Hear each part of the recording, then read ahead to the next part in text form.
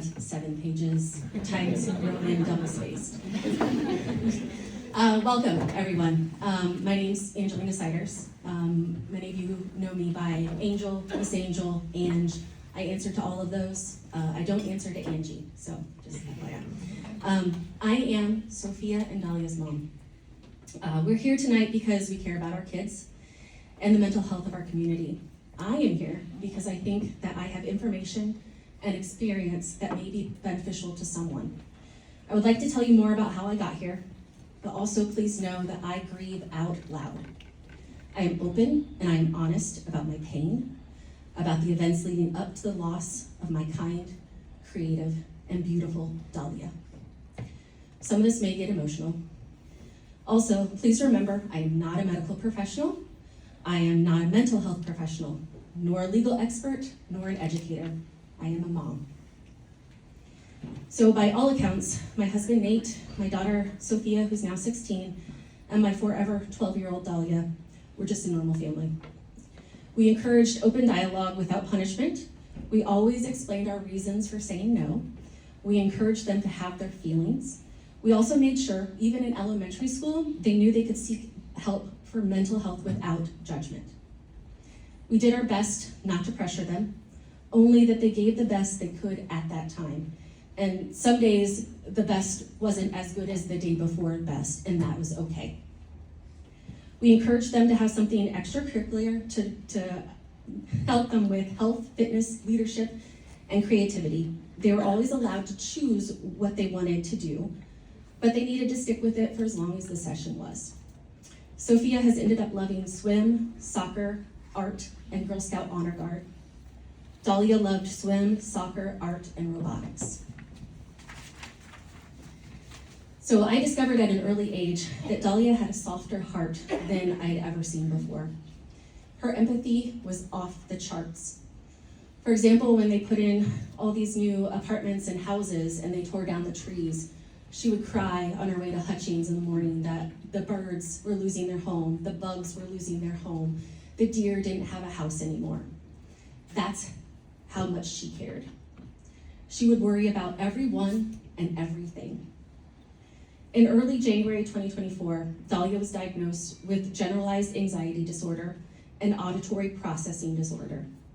So I think most of us have a generalized understanding of what anxiety is, but auditory processing was new to us. It's basically your ears work like they're supposed to, but the messages don't get to the brain like a normal ear would. And again, I'm not a medical professional, so that's just my interpretation of the diagnosis. So we started seeking counseling for her, and I tell you, that was the best. She was such a happier, different person than she'd ever been before. She used to miss events on the swim meets because she got distracted or whatever, and I remember the first time she didn't miss a single meet or event in a meet, and it was just amazing, and she was so proud of herself. We worked with the school and her medical and mental health providers for 504. And I remember Mr. Johnson, who was her advanced math teacher. He went above and beyond to make sure that she was okay. And it always stuck with me about how much he cared about her. And I know that there was other teachers that did too. It's just, Mr. Johnson just stuck out to me. So the summer of 24 was wonderful. We had so much fun going family vacations, Girl Scout adventures. She loved going downtown with her friends to the beach, lots of tubing on Lake Thompson. We went to Grand Island 2 times, and she even tried to make a raft to float from the main land to Grand Island. She didn't get too far, but she tried with her little engineering mind. And then we also were able to go to Mackinac Island to see her sister as an honor guard. It really was an amazing, perfect summer. So the fall of 2024 brought health issues for Sophia. She became very ill. And in Dahlia's ability to feel what others were feeling, she was really hurting for her sister. Dahlia started not wanting to go to school or robotics and just be at home. She also started having really bad stomach aches, we took her to the pediatrician multiple times that fall to try to figure out what was going on, and they never could find out anything. Looking back, I realized that that was anxiety coming through in a different way that I just wasn't ready for and didn't realize. So the week before we lost her, it was a really bad week for Sophia's health. Additionally, on that Thursday before we lost her, I injured my back and I was in the hospital. So on that Sunday morning, she was trying to negotiate her way out of going to robotics and just staying at home to play video games. And so I raised my voice at her and I took away her electronics. Everyone who I confided in exactly my words that day and the tone that I use say that it was a normal parenting thing to do, but those were my last words to her. So she went to her room and I went to mine. 30 minutes later, I went to check on her and she was gone. I started CPR. My husband, Nate, called 911. My daughter, Sophia, and her friend were right next to me. And I realized she was gone. CPR was not doing anything. And so I did the only thing I could do. I ran. I went screaming into the street, and I believe all of Hidden Creek heard me because they all came out. My friend, who's also my neighbor, saw me, and he immediately called Heather to get her over here. Sophia started CPR after I gave up. And I don't know how long it was until the actual ambulance got there, but my 16-year-old, who was not 16 at the time, had to do CPR on her little sister. I remember having to tell Nate's mom and my mom that Dahlia was dead, and listening to their screams over the phone.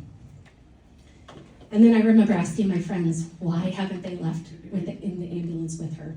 And nobody would answer me, but you could see in their eyes, we all knew what had happened. The ambulance wasn't needed.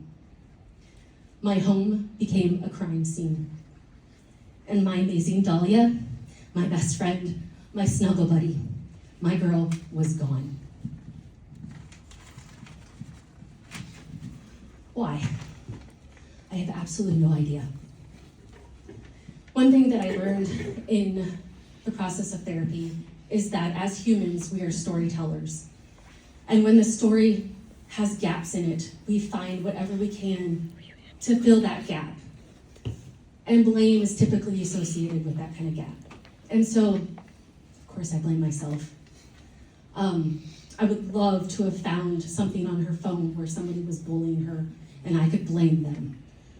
But there is nothing that I can tell you of why my Dahlia is gone. I do know that she did not have social media. There was no known bullying. She had a solid friend group. She had plans for the future. As a matter of fact, that Saturday, her dad brought her home a pomegranate, which is one of her favorite fruits, and she only ate half of it so she could have the other half for Sunday night. She did not make it to Sunday night, and she did not get to eat her pomegranate. So, first, Nate, Sophia, and I were held up by Mrs. T, who's here tonight. A lot of you guys may know her as working for the schools, and she also takes really great photos of our kids and all their extracurricular activities. But on November 10th of 2024, she was the only person that helped me grasp exactly what was going on. She's a sheriff volunteer who has to tell their families of loss. And what a strong and beautiful soul to be able to do that. And I thank you, because a familiar face is what I needed at that moment. Next, Connie and Nico showed up. I have no idea how they knew or how they found me because I wasn't even at home, but they showed up to help us. We were staying at a friend's house. Before I could even imagine going back to my home, the home we've had since Sophia was 3 months old, our favorite place in the world, our home that held all of our beautiful memories. And now, it's the place where Dahlia died. So Connie and Nico were able to help us with emergency counseling. And I have no idea how many times you guys came to us, but you were there and you just showed up. And again, I have no idea how that happened. So thank you, whoever arranges that. And then after I met Connie and Nico, I met Scott. I don't think he's here tonight. He's the funeral home director. And he helped me make choices as a parent that I never would have thought I would have had to make. He helped us with a kind voice, with solid knowledge. I remember thinking we didn't really have a lot of friends or family, and so a small place would have been sufficient. And Scott encouraged us to look for something larger. And looking back at that, I am very happy that we did, because over 400 of you came to grieve with us. And it was very powerful to see all of that support that I had no idea I had.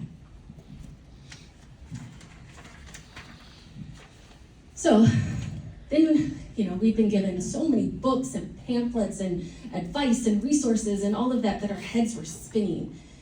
And our friends helped us sort through it all to figure out what's next.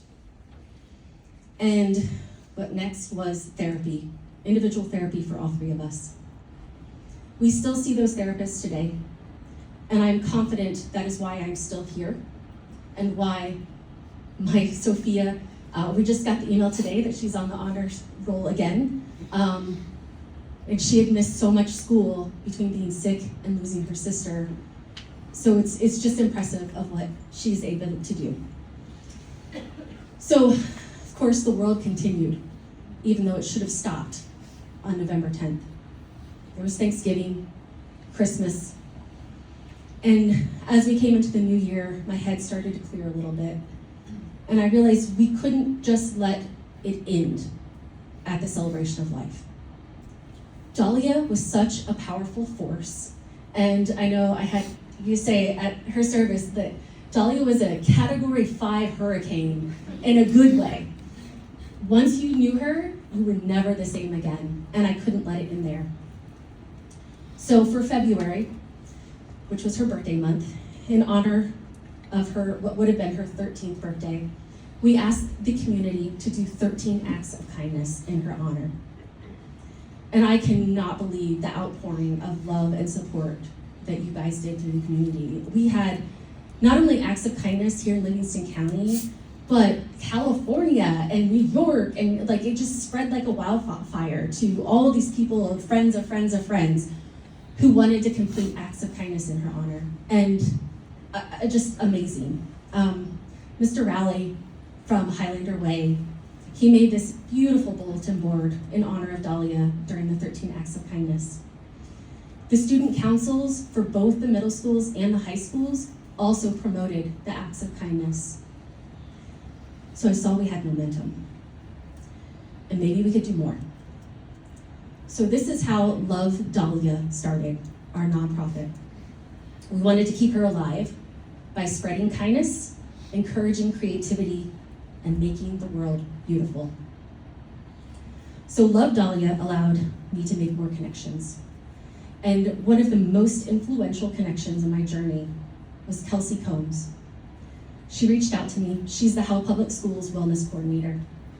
She was able to give me more background on the district's mental health approach and initiatives. She put me in contact with the Hope Squad and Mr. Eric Shaw. And here is where I found my path. I've been able to work with them on and off this last year. And most importantly, they invited me to an educational summit called Kevin's Song this past January. I spent 2 days in this seminar learning all about mental health, adolescent mental health, the development of the adolescent brain, school mental health policies, preventions and postventions. I'd never heard of a postvention, but that's what happens afterwards. I also learned the limitations that the schools have: funding, resources, legal liabilities. I was able to see the big picture. And this is something that not everybody gets to see unless you're an educator or a mental health professional. Us here in the community, just average people, we don't know what's going on. And honestly, the big picture is this is a community issue. And us as a community, we need to work together so that we can save at least one more kid. The blame game will not help. It will only divide us. So we have to work together. As we come together after losing our 4 cherished members of the community recently, tonight marks an important step towards health and action. Our children need to know that we are here for them always. They should never feel afraid to speak up, reach out, or for us to hear their struggles. This is our moment to show them, through our words and actions, what it truly means to be a community, to stand together and to support one another so no one is alone. The other 3 families, they have their own stories to tell if they choose to do so on their own time. But I do want you to know that one of them was Sophia's best friend and my Girl Scout since 2014. One of them was Sophia's friend and swim mate and morning breakfast buddy. And the third one, my family didn't know, but she was a part of our community, and our friends, kid and adult friends, all overlapped. So tonight, we are here as a community with our community partners from the school district, local law enforcement, the mental health community, as well as other organizations that support our kids, like Michigan Youth Alive, the Connection Youth Services, and the Hive. So let's start this conversation. Words matter. Kindness matters. I want everyone to think about the words they use when talking about suicide. Nate, Sophia, and I are considered suicide survivors. And as such, we are much more sensitive to the words that are being used. So simply from my perspective, use neutral language. For example, when someone says they committed suicide, it's the same tone as if you say they committed a robbery or committed a murder. And that hurts me because Dahlia would never commit a crime, let alone even kill a mosquito. And also, when somebody says that they made the choice to leave us, I do not believe there was an actual choice made. Clearly, I didn't know Dahlia 100%, but I know her empathy. And there is no way she would have made a choice that hurt me, her dad, her sister, her family, her friends, or her community. She really would save every little bug's life. She'd worry about the owls and their habitat, the bats and their habitat. She loved lizards and snakes, and she would protect them. So she wouldn't have made an actual choice that would have hurt herself or us. And this also goes for choosing to stay, because I see that a lot. And I think if Dahlia's adolescent brain was fully developed, she definitely would have made a choice to stay. But I believe there had to have been some sort of wire that crossed, and she wasn't able to make an actual choice. So we have resources here in our community, and there's room for more. Our goal tonight is to look at the big picture. We have a group here as panelists. These are the professionals, and there's also quite a few professionals out here in the crowd as well. We are grateful for the time they are giving us tonight to share their insights and educate us on resources that are available. Through conversation and partnership, we hope to learn more and start to see what gaps, if any, exist for support and how we can come together as a community to fill those gaps. I thank you for being here.